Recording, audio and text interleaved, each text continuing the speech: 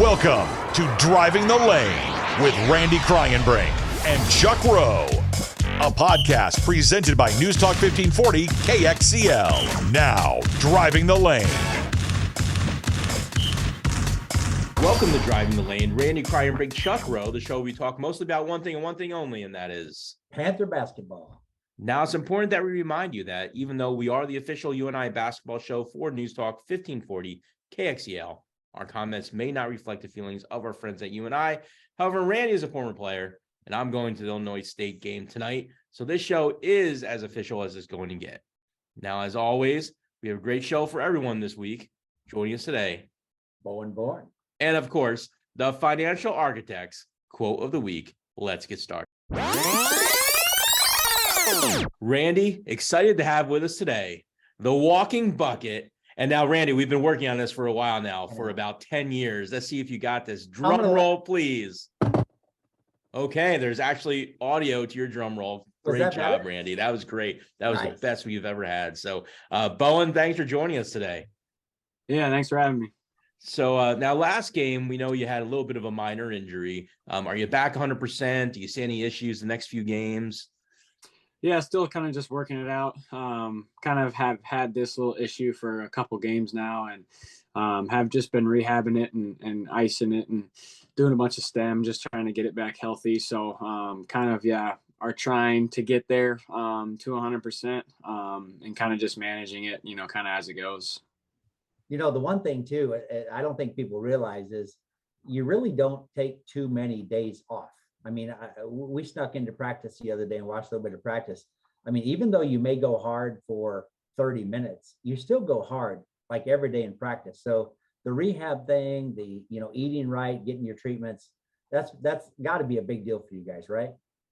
Yeah, that was probably one of the biggest things I feel like I noticed coming from high school to college was pretty much, every practice that you have, like it's a full out effort. In high school, it was kind of like, the day before the game would almost be an off day where you'd kind of just walk through, you do kind of some shooting stuff, but in college, yeah, it's definitely different. And we definitely, get after it. And so, adding a rehab piece, if you're hurt, that can definitely kind of, throw off things a little bit. And so, because, for example, you kind of get in your routine, if you're healthy, when you're getting your pre-practice shots, post-practice shots, like all the stuff you're kind of doing, you kind of get in a routine. And then, say you have an injury or something that you kind of have to deal with and get some rehab, like then it kind of throws off your whole schedule. So I'd say, yeah, when you have something like this, like something small where, now the hour before practice, instead of getting your shooting in,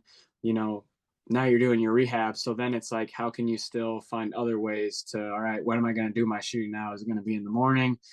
So yeah, I mean, pretty much every day, we have some days off here and there, usually about once a week, we'll have a day off. And so, yeah, it's definitely a grind. And especially, we've had, a couple guys like Cole and, some people deal with some injuries, Titan, like a lot of the guys are in there as well. And so it's basically feels like a full-time job, because right.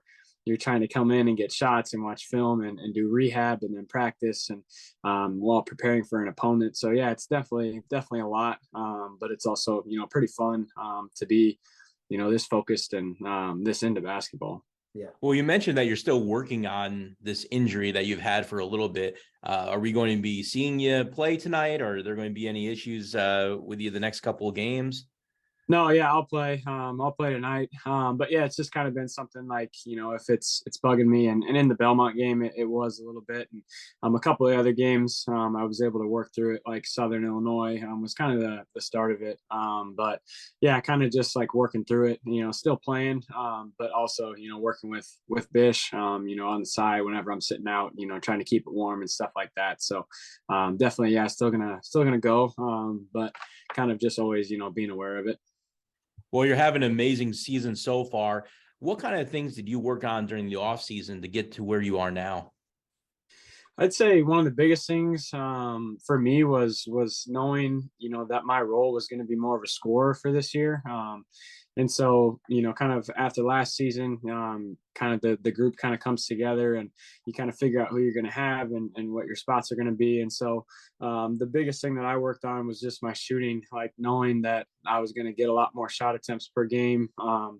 And have to be a guy that's super aggressive and have a scorer's mentality.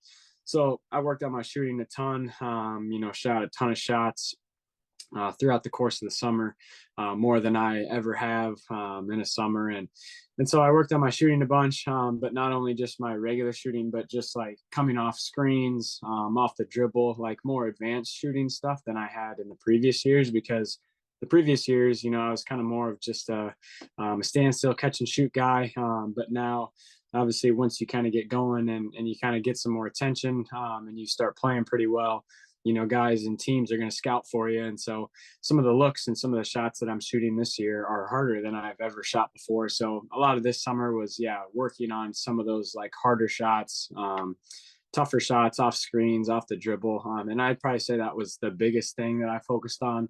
And then, secondary, just like my ball handling, that was another area, like knowing again that I'm going to have the ball in my hands a lot and have the kind of the offense, kind of roll through me. That was something like my shooting and my dribbling. Like I wanted those two things to be, top notch and be the best that I could be, because I knew those were two areas that coming into this season that I was going to get a lot of attention in. So with that, with your off season or even in season shooting, do you do a lot with a shooting machine, or do you have a partner you go out with and they kick the ball back out to you?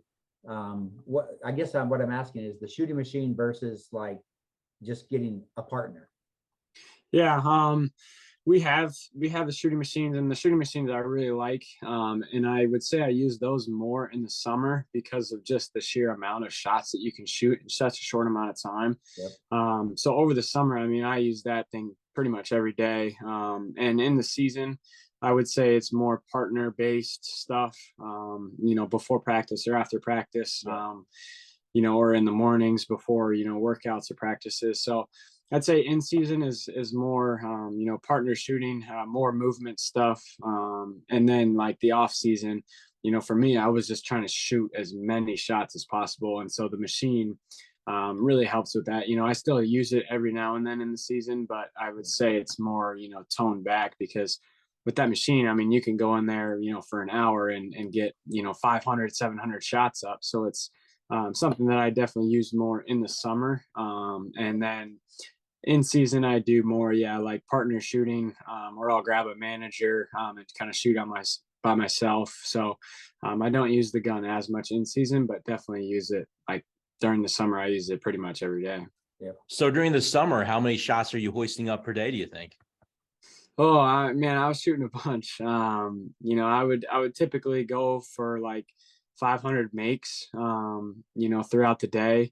And it would kind of just depend. Like we were doing a lot of stuff for our team and doing team workouts. And so I would, shoot a bunch in the team workouts. And then usually I like to get in the morning and then at night on the gun. And so it would kind of just depends, sometimes I would shoot 500, sometimes 750. Sometimes I would go in there for 2.5 hours and shoot 1,000 of them. I would shoot for 30 minutes, take a little break, and then kind of keep going. And so it really just depended, kind of on how I was feeling. I was really pushing myself and kind of listening to my body as well, because I was, pretty tired a lot of the times. And so I would shoot a bunch, but then also mixing in, with shooting a bunch. And that's something that you can that I feel like a lot of players kind of deal with is, you can go in the gym and you can work out for 2 hours and get a ton of shots in and have those shots be not game like. You're kind of just standing around. And then you can also be in the gym for 45 minutes and get much more game like shots. And so, for me, it was kind of finding like that balance of still shooting a ton of shots, but also then finding ways to, all right, my game shots are going to be off the dribble, coming off screens. And so also incorporating, some things that you're actually going to get in a game and trying to translate those. So it would kind of just depend on the day, but usually during the summer, probably around 500 shots. So let me ask you a question about those. We have some parents who have young kids, right? Who they're trying to figure out how to become scorers, how to become shooters, whatever that might be. So in that scenario, when you shoot your 500 shots, I would have to imagine all those are not from 22 feet out, right? I'd have to imagine that to shoot 500 shots from 3-point land every single time is going to destroy your arm or make you obviously very, very, very tired quick. So are you taking a lot of 15-foot shots, a lot of 17-foot shots? What are you doing in that scenario? Yeah, so typically I kind of just got myself into a routine. So I would always start out, like for using the machine, for example, I would set it to its lowest setting, and I would go around and I would shoot at maybe 5 spots, and I would shoot probably 20, 20 to 30 shots at each spot, just doing form shooting. So like probably 5-10 feet out from the basket, I would just not even jump. I would just get my legs warm, starting close. And as the machine is kind of moving back and forth, after my shot felt good, I would then maybe bump it back a couple feet, and shoot some floaters, some one dribble, kind of just pull ups, like just starting in close, like you're saying. Like a lot of my shots, yeah, they're not all at the 3-point line. Sometimes, pretty much every time, I was always doing the same thing. I would start in close.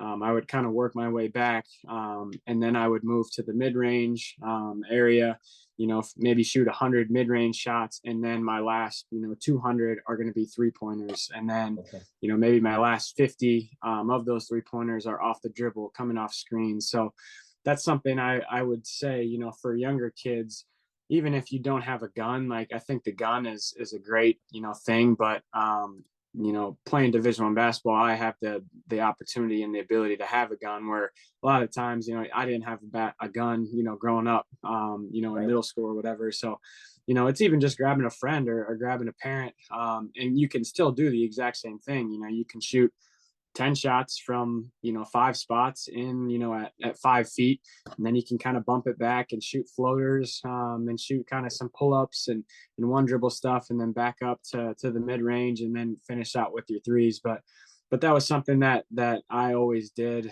Anytime I was in the gym, I pretty much always start with form shooting. I start in real close. I either do one-handed or two-handed. Like I just try to get my shot feeling the best that it can before I continue to move back, and work towards, 3-pointers and extended 3-pointers to the NBA range. Like I really never did a ton of that. As soon as I came in the gym, it was always starting close and then working my way back. Well, you mentioned that during the season, you work a little bit more with partners. One person that brought up your name in a past interview would be Titan Anderson. You mentioned that as kids, you guys played together, and to the point at UNI that you even kind of know what each other is going to do before you do it. You kind of have your own game going on. Now, I don't want to know what the signals are because we don't want to give anything away, of course. But do you and Titan have a kind of some sort of like communication system where maybe if you nod your head a certain way or you move your hand a certain way, he just knows that you're going to do one thing or another?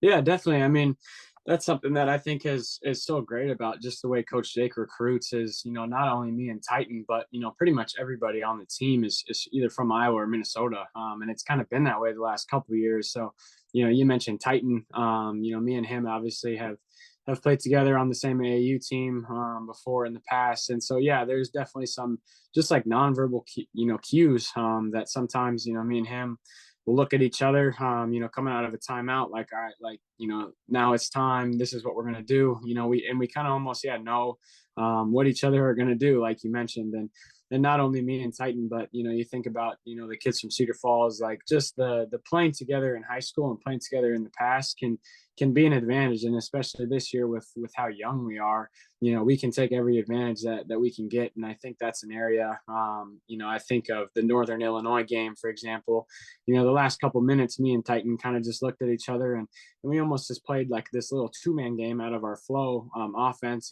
He set a couple screens for me to get me open for some layups. And then, they were helping, and then I was dumping it off to him for some dunks and some layups. And so, yeah, there is that, kind of sometimes out of timeouts, and he's another guy that is a leader of our team and has been playing really great. And so, yeah, sometimes it's coming out of the huddle and sometimes it's talking to each other and being like, all right, Ty, like, let's go, like, let's finish this, let's get a stop. Or sometimes it is verbal, but yeah, sometimes there is that nonverbal communication of like, all right, like me and him just looking at each other, or if he's got a mismatch, kind of nodding my head, putting him like, get in the post, like you have a mismatch, and then feeding him the ball. And so, yeah, it's definitely fun to play with guys that you have played with in the past, and have a kind of a relationship with, and also have the advantage of playing with them in previous years, more years than you've been in college, which is, pretty rare for most college teams. What other schools were you choosing, and why did you eventually choose UNI?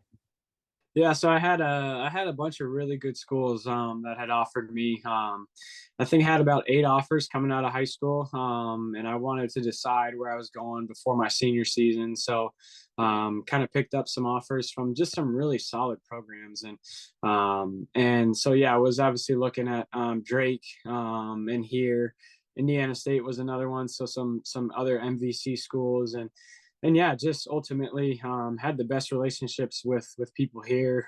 Always had just a really good feeling when I was on campus. And, for me, it was, Northern Iowa was the hardest school to say no to. And when you're looking at, kind of your recruiting stuff, for me, it was the fact that they were at every single one of my AAU games, every single high school game. Like, there was rarely a time where Northern Iowa was not at one of my basketball games. And simply that, showing, I think time is one of the most valuable, assets. And when you have people that are committing their time to driving to your games, spending their time at your games to watch you, like, I think that was one of the biggest things was how much effort, and how much love that they just showed throughout the whole recruiting process. And then on top of that, when I was on campus, I got along really well with the guys and all the coaches, and just felt like a place that I was, meant to be at. And, for me, it was a hard decision because I had a ton of really good schools and a lot of really good coaches. But it was also an easy decision because they were my first offer, and it felt like they were always going to be pretty hard for somebody to pass up. Somebody would have had to really do an incredible job to beat them out of first place. And yeah, like I mentioned, I had some really good coaches and really good schools, but ultimately, I just loved it here the most. Got along with the coaches and the players really well. So it was almost kind of an easy decision for me. Well, growing up, because of your dad, did you have a lot of Iowa State clothing that you were wearing all the time? Yeah, I had a little bit. I was actually a big Kansas fan. I obviously grew up in Portland, kind of, until I was about in 5th grade when we moved back to Iowa. So I liked Oregon a little bit, Oregon State. Like, I kind of liked some of those local teams. And then I obviously liked Kansas, which, like, some of those blue bloods, like, pretty much every kid in America likes either Kansas, Kentucky, or Duke, So I had a little bit of that, but then also, yeah, once we moved back to Iowa, I was, an Iowa State fan. Went to a couple Iowa State games, in middle school, and had a little bit of recruiting stuff with them. But ultimately, yeah, never came to anything. But yeah, I was never really a UNI, basketball fan, and really didn't know too much about them until obviously I got into kind of high school and they kind of started reaching out and recruiting me. So you come in your freshman year, and because of COVID, I feel like you've had like 4 freshman years, but your first freshman year, you come in with this game plan, and then all of a sudden Jake probably says to you, okay, game change here. AJ's hurt. We're now going to rely on you. Did you have any sort of nervousness at the time, knowing that you might be one of the guys to be looked at for scoring your first year? Yeah, that first year was really interesting. Obviously came out and played with AJ the first 3 games. So he played in Sioux Falls with us the first 3 games, and that was when he kind of started having his hip stuff. And then obviously we kind of got the news, that he was going to be out for basically the rest of the year.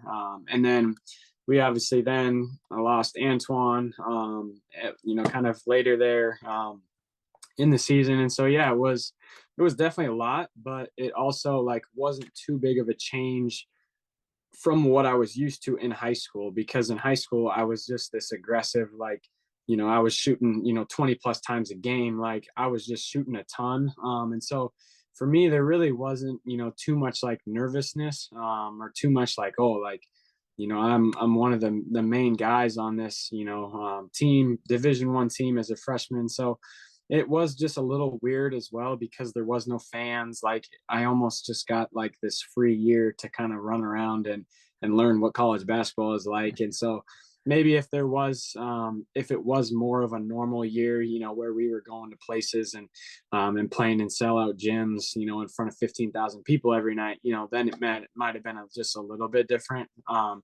But yeah, because I kind of came from a position where my job was to score, be aggressive. It really wasn't too big of a change in terms of my mentality and what I was looking at. It was obviously a huge change going from high school to college, just in terms of the players and the skill level and the strength. Like there was a lot of big adjustments, but for me, it wasn't ever, something where I was like, super nervous or felt like I had too much like on my shoulders or too much to deal with, because it really wasn't too different from what I was doing just the year before in high school.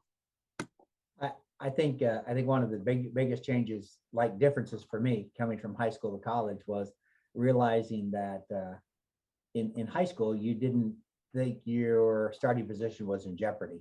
In college, every year they're bringing in another Bowen, they're bringing in another AJ, they're bringing in all those people. So kind of speak to that a little bit. I mean, that was my biggest eye opener when I came to UNI. They brought in another Iowa Mr. Basketball, and I'm like, oh my gosh, he plays off guard like I play. I mean, so that's why you have to work out every year and just become better. Yeah, right.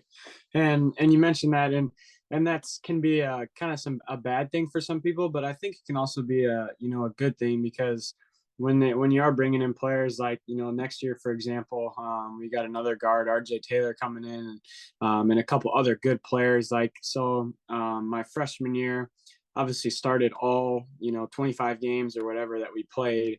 Then the next year was playing really good, probably the best basketball that I was ever playing, and then got hurt, broke my hand, and then coming back, a month later, kind of the second or third game there, was playing then off the bench, and I hadn't played off the bench for like my entire life basically. And so it is pretty similar. We weren't really sure what my role would have been, but yeah, like you're saying, especially with this COVID year, for a lot of guys it was different, because and even for some of the guys that were being recruited and had this extra year for the seniors to stay, you have a whole nother year. Like my first 2 years were basically the exact same team, minus some of the injuries. We had the same team basically 2 years in a row, which isn't very, normal. And I think a lot of teams have seen that, where because guys got the option in the extra year to stay, it is different, because now, all of a sudden you have, 5th year guys and 4-year guys that have played a ton of college basketball and have some experience that maybe you don't. And so, it can be hard, because, for me, it was hard just getting used to it the first couple games. Like, all right, I'm now no longer a starter, and now I'm coming in 4 minutes into the game instead of warming up and being ready and then just going right to playing. And so it's a completely different, change and mindset change. But it also can be good, I think, because, those off seasons then are just so competitive, and guys really get after each other, because everybody wants to be a starter, and everybody wants to play as much as they can. So I think it can definitely be hard, but it can also be good, because you get some of that competitiveness. Like, all right, like guys are fighting for spots and guys are fighting for minutes, and it just makes practices better, and it makes everybody better on your team overall. So that's always a good thing, I think. Yeah. Well, both of you have that connection, as Randy brought up. You're both former Mr. Basketballs for the state of Iowa. Coming out of high school for both of you, does it ever feel like you have a target on your back, or there's extra pressure because you were named Mr. Basketball? I wouldn't say there's too much. I think one of the things I always hear is like once you're in college, like your stars don't matter. And And what I mean by that is just like you're recruiting, and people say, like, he's a 5-star recruit or a 4-star recruit or a 3-star recruit. And once you get to college, like all that stuff, like almost kind of goes away. You're either there to play or you're not. And I think, there might be a little bit of a target, but you ultimately always have to come out and prove yourself, and prove, how good of a player you are, and what you did, kind of in high school, with a different team and with different players.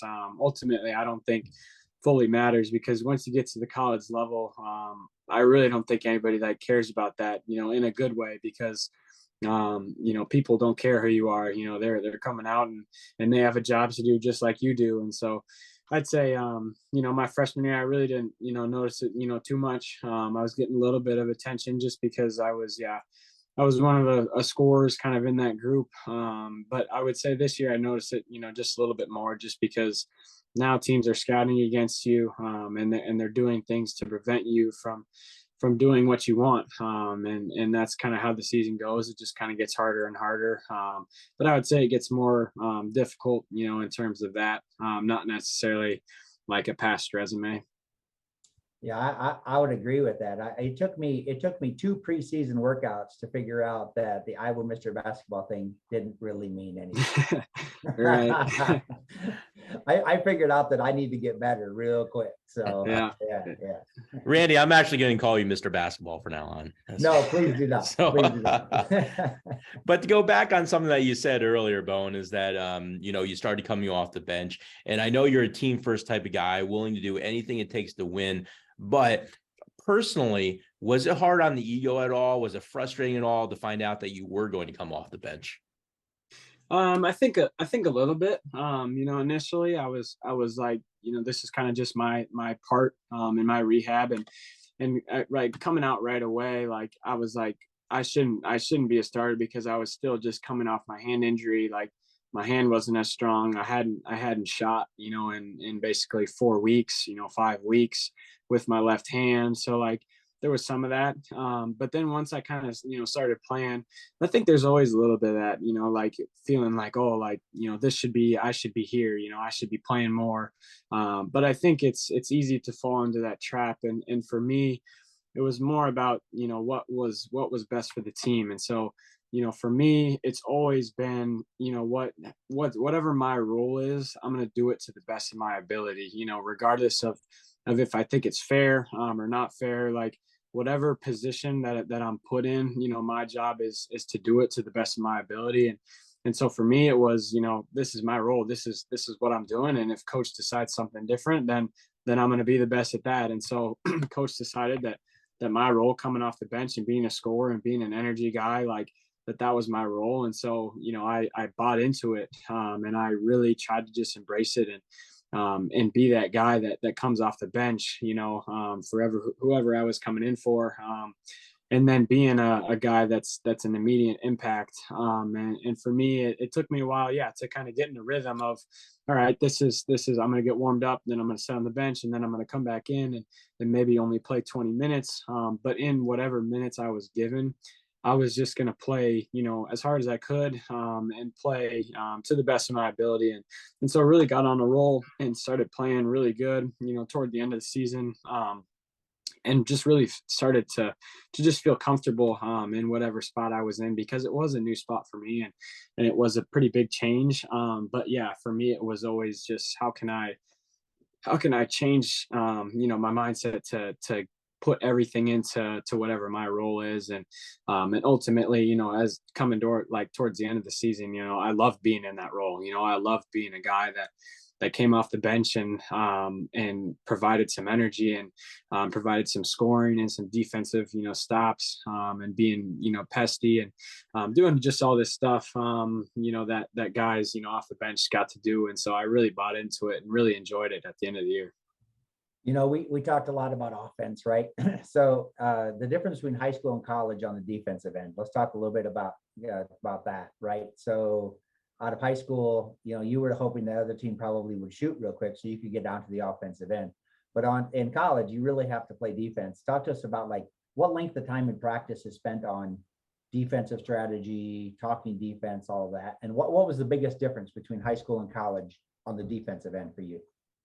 Yeah, I mean, I'd say that's probably the biggest area of difference, coming from high school. Like, yeah, like you mentioned, in high school, I played no defense, like, at all. Like, there was, out of, however many possessions in a game, like, I would play some defense, and I would be in the right spots. And I've always kind of just been a naturally, like, just like handsy player, like, always, had good on ball pressure. And so, but just in terms of, the rotations and how much energy it applies and costs now in college is a night and day difference. Like you mentioned, in high school, I was guarding always probably the worst player. So somebody would shoot it and then I would get out, rebound, and pass it up to me so I could shoot a three. Like, so in high school, I was rarely playing ever playing any defense. And once you get to college, that's one of the biggest differences is, not only is it more difficult, but you're playing against better players. And in practice, I mean, especially with Coach Jake and a pretty defensive minded, just program in general. We probably are spending over half of our time on defense. With drills and stuff, there's probably 30 minutes of practice every day at the end that we'll do some offensive review stuff. But for the other hour, it's almost always, something defense. Kind of the start will be some offensive, stations and stuff, but then you go to defensive stations and, like, most of practice is 50% or more has to do with defense, and you could even argue 75%.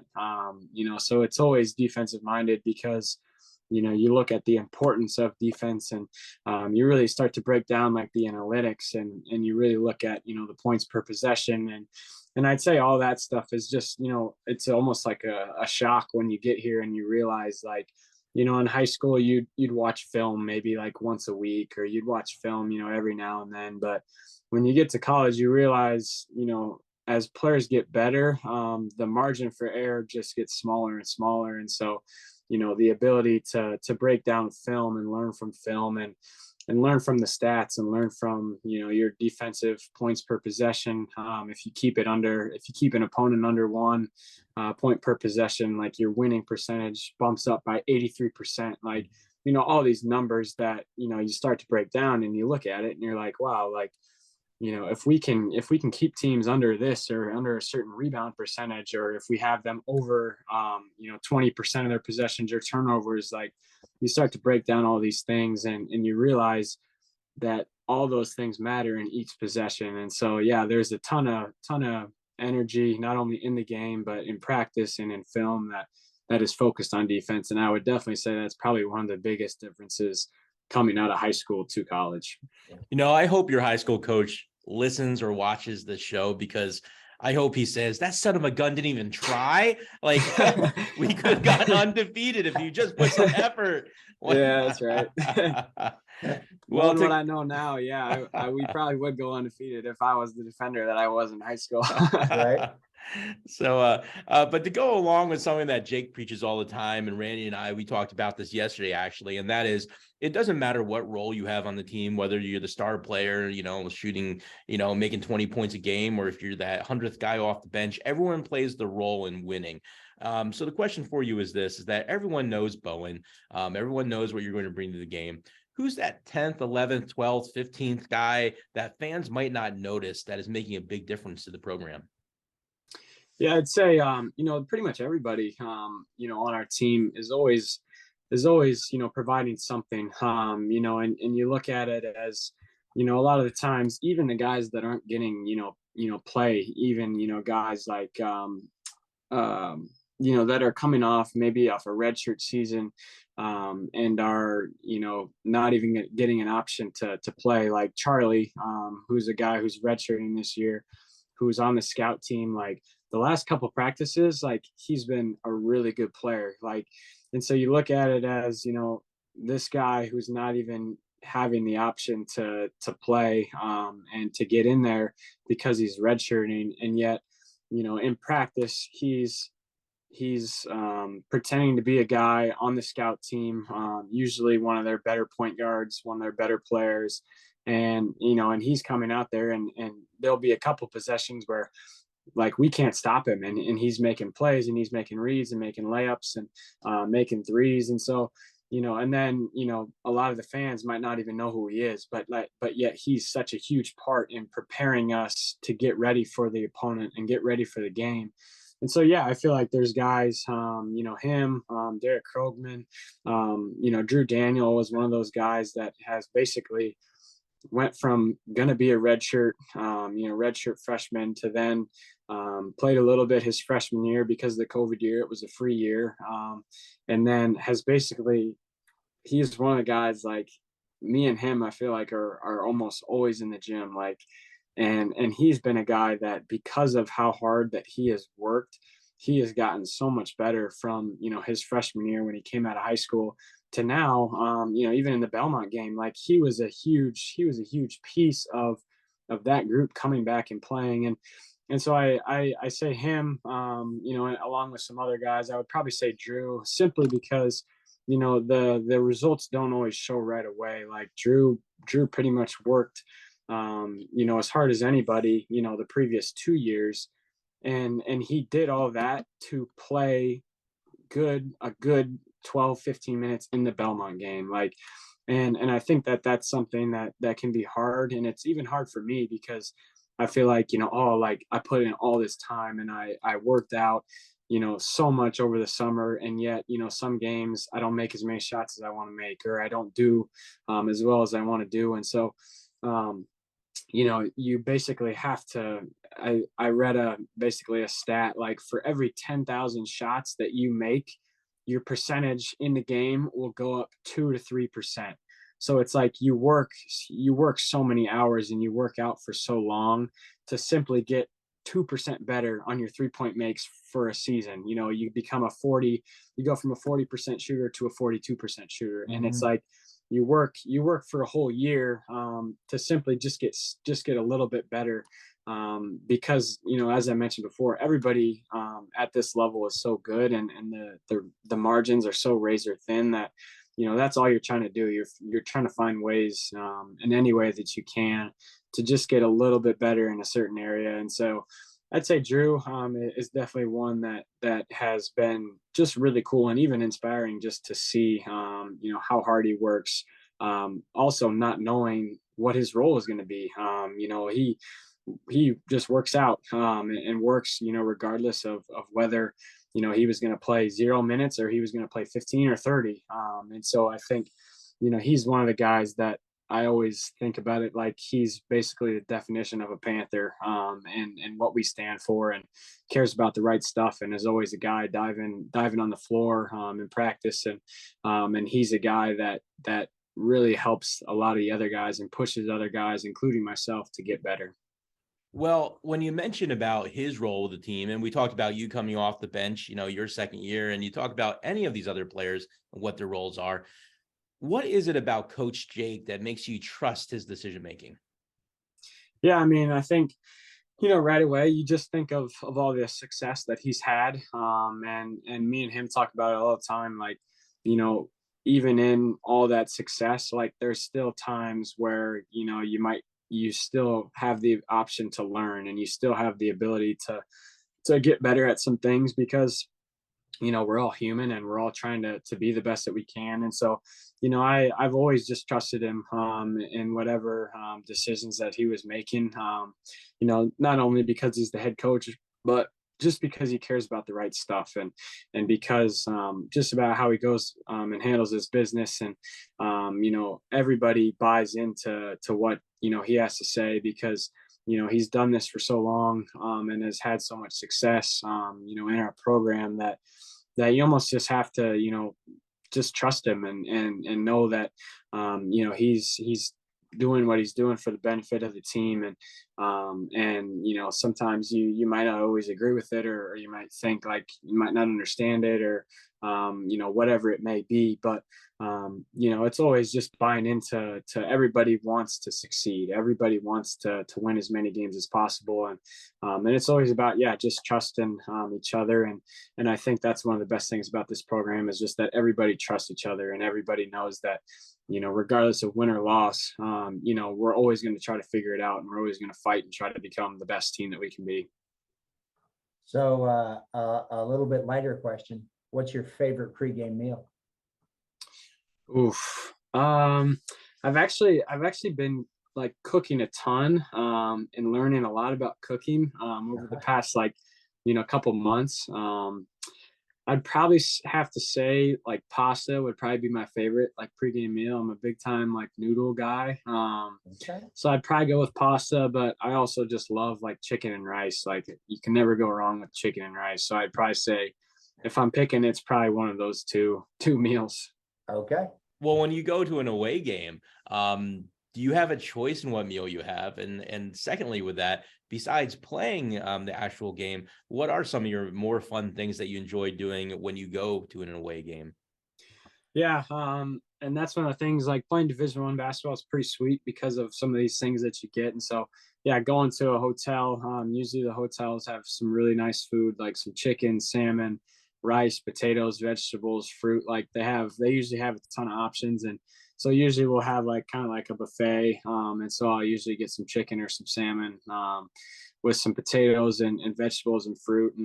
And I always try to just eat good. And I think, going on some of these trips, like you just realize how lucky you are to be able to even experience, something like that where you're having a really good meal before a game. And so, I'd say, not only just getting to be in a hotel like with your teammates but just going and traveling just to different places and being in different arenas, like the experiences, I think, and people always tell you like nobody's really gonna remember all the bad things or all the good things, but you're gonna remember the experiences that you have, whether it's bus trips or plane rides or playing cards in the hotel. Like there's always stuff with the experience. Like one thing that'll stick with me is like going to BYU, and just seeing like how amazing their campus is, and like it's literally within the mountains and they have an awesome arena and like stuff like that. Like just getting to experience something that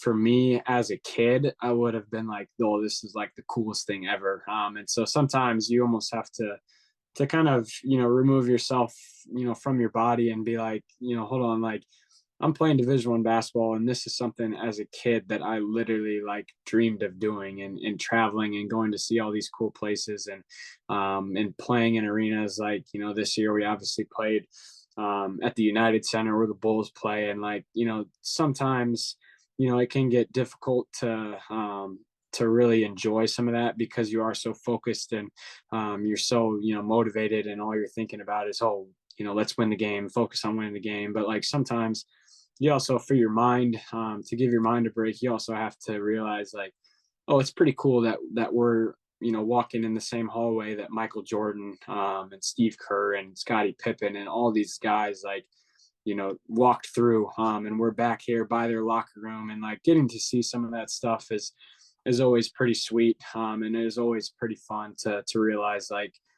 as a kid, I would have never even dreamed of doing something like this. So I'd say, going to experience just the other arenas, and getting to see, some pretty cool places is always something that I enjoy, traveling or being at an away game. Now, Randy knows by far, when it comes to pro teams, hands down, by far, number one on my list, New York Knicks. New York Knicks are my favorite team. But what a lot of people don't know is my second favorite team happens to be the Charlotte Hornets, because my favorite player, again, hands down, by far, no questions asked, to this day is Alonzo Mourning. And so, so the Charlotte Hornets have always had a place in my heart. Your dad, Michael, of course, he's a scout for the Hornets, I believe now. So the most important question of this entire interview is going to be, did you get the opportunity to be introduced to Michael Jordan yet? I have met him, and I haven't met him recently, but My dad, he actually worked a couple of his camps, when we were younger. He did, Michael Jordan did a camp out in Vegas, and my dad was like a coach for one of them. And so I've met him before, not anything that I remember. I really don't even remember it, which is kind of sad, in my opinion. But yeah, I mean, to add to that, like having a dad that is working like in the NBA, and in Portland. I obviously took advantage of it a little bit more, but again, I was still so young. I would have almost been like under 10 years old pretty much the whole time. And so I remember a little bit of just being out there, pregame, but simply, like just the opportunity to meet guys, and to watch guys warm up, like Kobe, LeBron, D Wade, like Brandon Roy, Greg Oden, some of those guys who were with the Blazers at that time, LaMarcus Aldridge, Rudy Fernandez. Like, I really wish I was a little bit older, because I would have enjoyed it a little bit more. As a kid, I was kind of like, oh yeah, it's cool, but I never, took any pictures or got any autographs or did anything, that I would have done now. Having the option, like, and just the connection there, like, is pretty sweet. It has definitely been cool to say that, hey, I've, met some of these guys, or I've watched, some of these guys warm up, even if I don't remember it, I'm still going to take credit for it. I met Jordan. Yeah. It was somewhat memorable. So, do you have a favorite NBA team or player? And do you play any 2K? Is there a certain player that you love just using all the time? Yeah, I mean, I'm a big Trailblazers fan, and because of that, I obviously love Damian Lillard.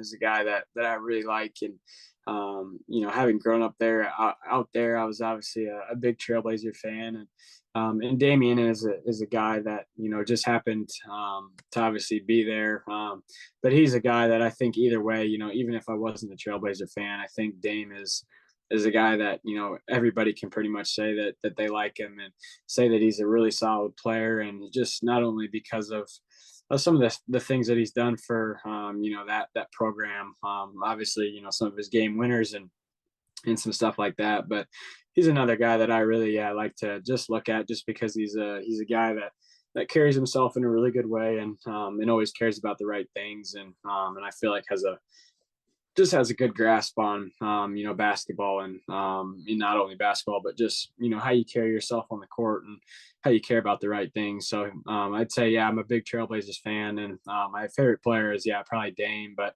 I really don't play too many video games. I play a little bit of 2K, here and there. But I'm really not a huge video game guy, like some of the guys on my team. But I used to enjoy it. I'd say I played a little bit more when I was in high school, but haven't played a ton of it, while I've been in college. Now, when Wyatt Lowehouse was on the team, he made sure that we got to borrow, and when I say we, I mean like my family and I got to borrow a jersey for a couple weeks of his father's, and so my boys got to wear an NBA jersey for a little bit, and so I expect from you now to match Wyatt, and make sure you hook me up to something for a good week or so from the Charlotte Hornets. I'll have to see what I can get. So, but to kind of end off on a more serious note, though, is that obviously what you've done for the Panthers is amazing. You become one of my boys' favorite players, and I'm sure Randy's grandkids the same thing. So I did want to ask you, this summer you had the opportunity to finally put on not just this summer, but in past summers, I suppose, as well. But anyways, over the summers, you got the opportunity to experience what it's like being a coach for kids. Tell us what it's like being on the other side of things when you're trying to control and corral a group of young guys on a basketball team during the J camp during the summer. Yeah, obviously have done the Coach J camp in the UNI basketball camp, but also had the opportunity through NIL to be able to do my own basketball camp closer back to Des Moines. And so, having the option of, being able to teach kids and to have, for my camp, for example, having 100 kids in the gym and trying to teach them all, or have them all listen and all watch you, and try to interact with all of them. And obviously when you're at somebody else's camp, like Coach Jake's or the UNI basketball camp, like you only have a group of 10 or 12 kids that you're kind of working with. But it's definitely it's a big responsibility, I feel like, just because I always try to look at it like I remember what it was like when I was in their shoes, and when I was in elementary school, and how much I looked up to just like the high school players, and the high school players when I would go to the Norwalk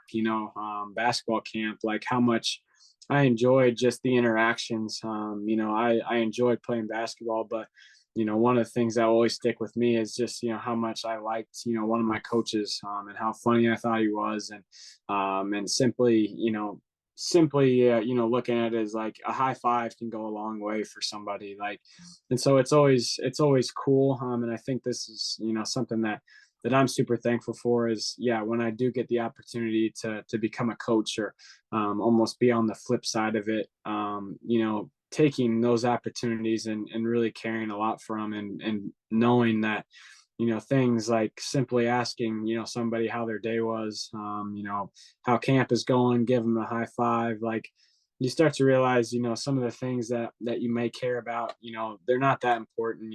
There's a lot of things that, if simply, talking to a kid, asking him how his day was, how camp is going, all those things matter a lot. And also taking some classes this year in school.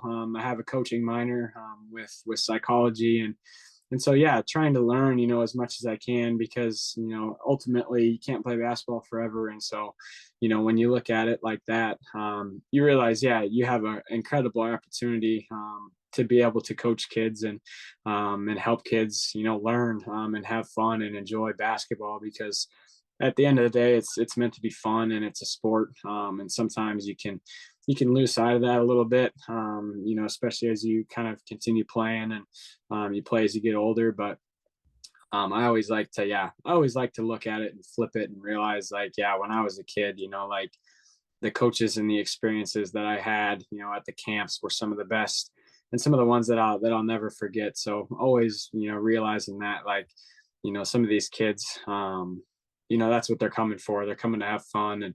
And especially in today's world where everything is so serious and competitive, like sometimes those basketball camps are just meant to be fun, and to give kids the ability to smile and run around and to burn off some energy. So it's always been, really cool to flip the script and be a coach, rather than a player. Well, I know Randy's just about to ask you something, but I do want to butt in and just say that my boys played under Bowen's team. He was the coach and if I find out my boys aren't playing defense now, I now know why. Yeah. You don't need defense till you get to college. That's what I'll be teaching them That's right. in the camp this summer. I've always said defense does not get scholarships, but I don't know. I think I'm right. I think Bowen proved it for me. The other thing before we let you go, obviously giving back was huge, right? And you're doing that through your camps. You're doing that in many ways, but through the NIL deal, tell us how, like, some parents out there can maybe get in touch with some of the information as you personally, the camps you do, maybe some of the videos you have out there. Is there a website, or is there something that they can go to find out more about you and what you offer? Yeah, I have a website. It's not necessarily a website, but it kind of just links to all my other stuff. Like, I have it on most of my social medias. So, my social media ad is just Bowen Born 13. So on my Twitter and my Instagram, I have a link on there that basically takes you to where you would sign up for my basketball camps. I do have like a video, a workout video that I did almost the summer after my freshman year. So I've got a couple things on there. I also I make some t-shirts with some of my art stuff, and so I kind of do a little bit of that, but that's all linked to my social medias, and it's Bowen Born 13. So usually for my summertime camps, I don't have any of the dates set up for now, but that's where I'll link like all that stuff for my camps, and some of my t-shirts and other like workout stuff. Cool. I did have the opportunity to look at some of your workout stuff, and I did not see any D slides in there. That's true. Yeah. Yeah, It didn't was see any strictly defensive offense. Maybe that's your new video. I'm sure it'll be very popular. Oh, and thanks for joining us. We really appreciate it. The time you give us. Good luck tonight, and obviously the rest of the year. And stay healthy. And thanks for being a Panther. Now's the part of the show that everyone's been waiting for, the Financial Architect's quote of the week. Quote of the week. Here it is. It's more of a saying than a quote, but it's good. All right. Okay. So recognize the power you have on kids, both as a parent and as a coach. Use it wisely. You know, as a father and now a grandfather, do you see how you raise your kids as children showing up with how they act as adults? And do you see it in your grandkids? Yes, totally. Okay. I don't think we realize the responsibility, and it says in there, recognize kind of the power, right, and responsibility that you have. I learned a lot as being a parent, but I'm learning a lot more as being a grandparent, because it's kind of like you get a second chance, right? It's kind of like you get a second chance to do it over again. Kind of what you screwed up, you get to make right. And that's what I'm enjoying about being a grandparent. You know, I love it. I love it. And, I know I say every single week that's good for you, good for me, good for everybody. But this one definitely, for any parent out there, really does hit home, because, how many times you see your kids, especially on the mistake level, or when they do something really good, are you praising the right way? Are you helping to instruct them in the right way and give directions? And you always get worried that maybe you are, maybe you aren't. So, I love the fact that you brought this up. Thank you, Randy. You bet, Chuck. Great show. So for everyone else, it's time to say goodbye from Chuck and Randy. See you next week. Enter the closing music.